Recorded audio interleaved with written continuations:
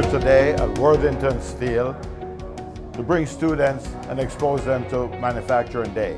So I have with me Amy Brown, and Amy is the HR person for Worthington, and she was so gracious to have us here today. So I'm going to ask Amy to say a couple of words about what she thought of today's event. Amy.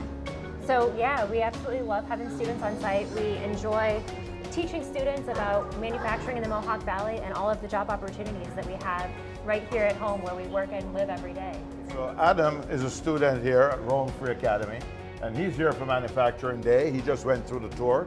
I want to get an idea from you. What do you think of the tour? What do you think of this Manufacturing Day event? I enjoyed it personally. I came in here wanting to do something like this, and I really appreciated the opportunity to come and look at it with my own eyes.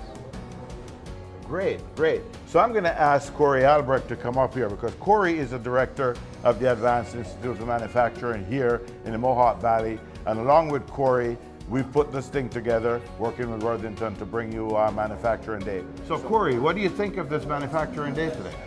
I think it's been fantastic.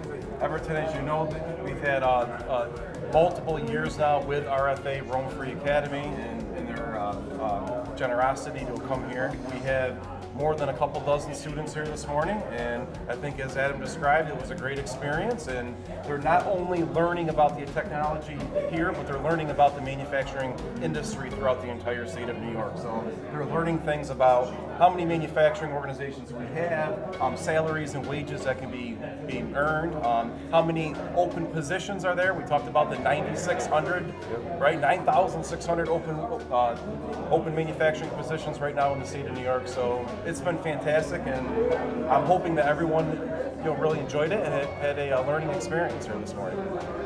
Thank you so much.